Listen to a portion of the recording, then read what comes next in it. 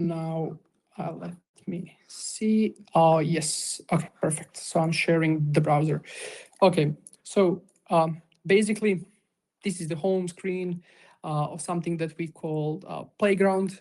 To not forget to mention later on, there will be a link also in the chat. If you would like to get access to the Playground, you would like to play around with Auclio, please let us know.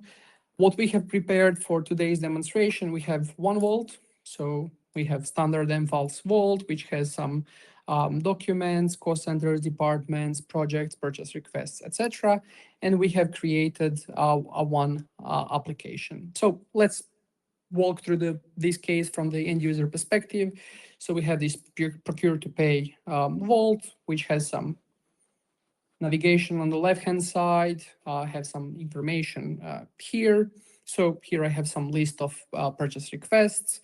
I can see that there is a one purchase request created by this user. I can add new object or a new object in the data set, but it will end up as an object in mFiles. So Auclio demo purchase request. And then for the requester, I can select some person here, let's say Kimberly Miller. I can define the date by which I want. So maybe you realize that from the navigation, but we are talking about some enterprise scenario where employees wants to create new purchase requests. Then purchase request needs to be approved. It goes to procurement department. Procurement department is going to create some kind of purchase order. And then finally, there's one example of how you can also give access to the suppliers and have this external application case within the Auclio. But basically, what I want to do here is just to create a new purchase request. So business justification, I need that, please. I can select some responsible person, and then you can, as you can see, it will automatically go to this purchase request workflow in the mFiles. I mentioned this briefly talking about when I was talking about the data sets, but we do have all the actions against the files as you would expect. So here I can upload the file as well, not just create an empty object in the mFile. So I will just add this file here. I have defined that this dataset can have 4 files, and the max size is 10 megabytes. So this is designed and defined in the dataset configuration. If I click the add row here, you can see the document is created. What you can visually see as well is that some processing is happening. So once you see this information, it says like it's synced to the mFiles. So if I go to the mFiles, there are many things here, but there should be, yeah, so we have this Auclio demo purchase request, which I just created, and you can see some information here. So let me see what I'm displaying here on the table. So we have purchase, let's say like needed by date is 30th of June. So I can change this like in the mFiles to not be 30th of June. Let's say it will be like 10th of July. Once I've saved this information in the mFiles, when it's saved, this adapter, which I mentioned, which is installed on the mFiles vault, will basically send this information to the Auclio. So there is some processing here happening in the mFiles.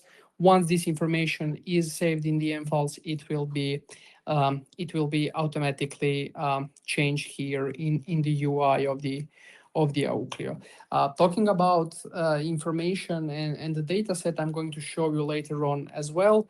The idea is that you can choose which data types you want to work with.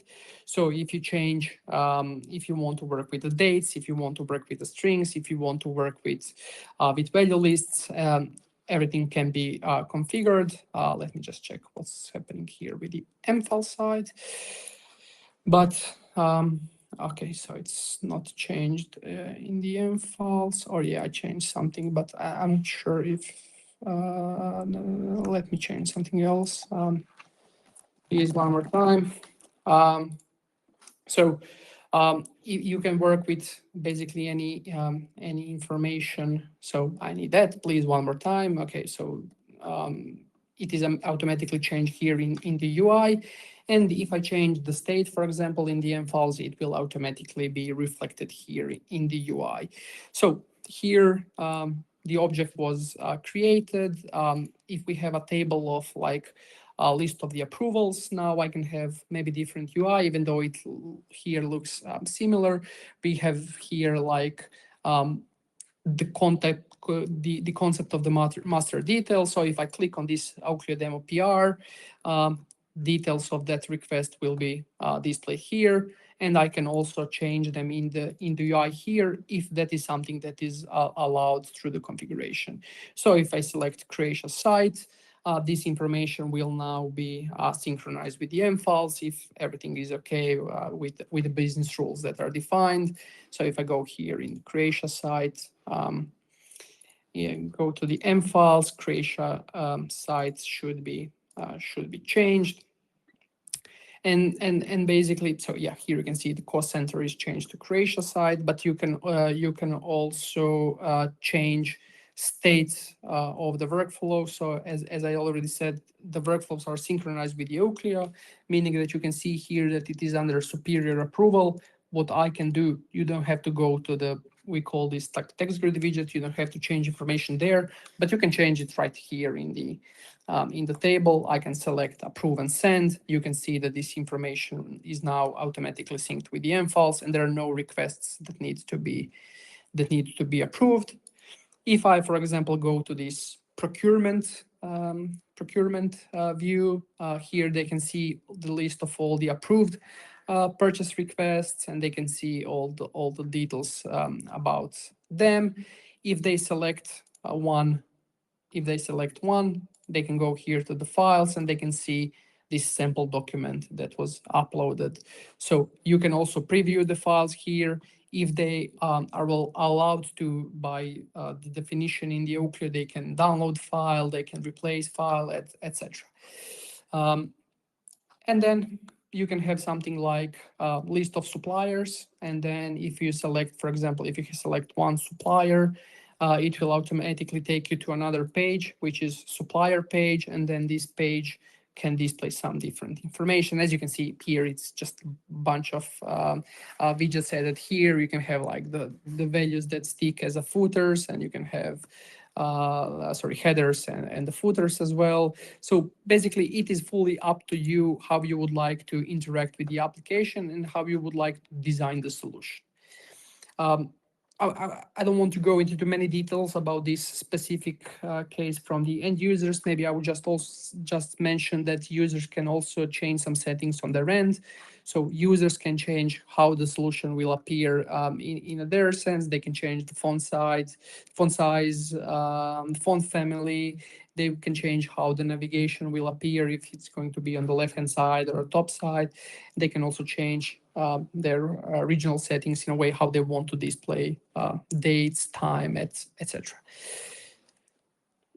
Okay.